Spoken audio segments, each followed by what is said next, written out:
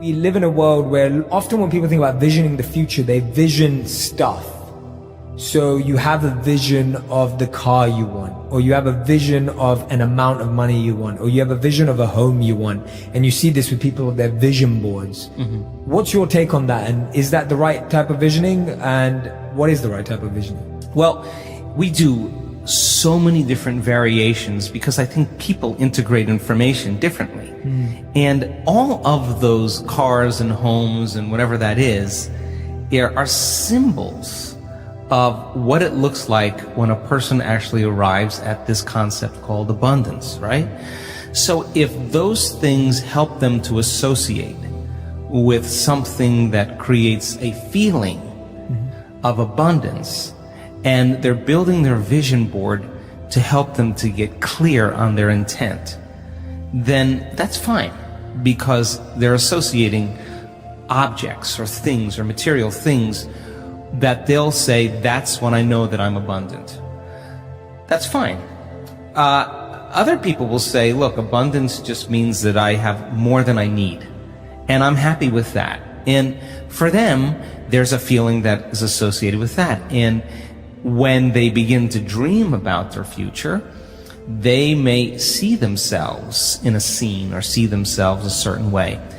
I don't care what it takes for the person to get there, because once they have their abundance, and this happens quite a bit in our work, when you finally have everything you want, there's only one thing you're going to ask yourself: how am I going to contribute to the world? How am I going to make a difference?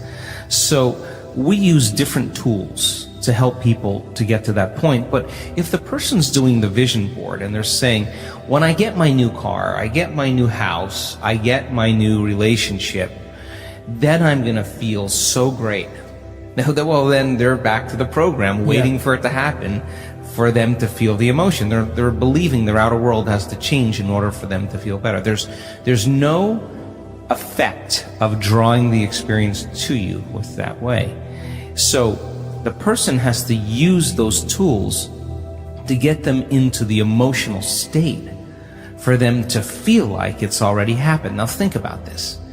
If you get up from a creative process and you feel grateful, you feel a love for life, you feel a joy for existence, you feel a passion for the moment, you will not be looking for your future, because you'll feel like it's already happened. It's the moment that we start feeling those self-limiting emotions that we feel separation, and then we start looking for it again. Well, then, if you're waiting, you're not creating, you're in separation again. So then, whatever it takes for you to move into a state of being. And what is a state of being? Thoughts are the vocabulary of the brain. Feelings are the vocabulary of your body. How you think and how you feel creates your state of being. So then if you wake up in the morning and you come back to your senses with a clean slate and you say, I don't feel anything, you say, well, let me start thinking about all the problems in my life. Well, all those problems are connected to different people or different objects or things at different times and places. The moment you remember your problems, a memory is a record of the past. You're thinking in the past. Every one of those problems has an emotion associated with them. So all of a sudden you start feeling unhappy, you start feeling bitter, you start feeling frustrated. So now your body's in the past. So then most people then create a state of being that's connected to their past. And if they're in the familiar past, then they are going to crave the predictable future, and they're going to fall back into routine.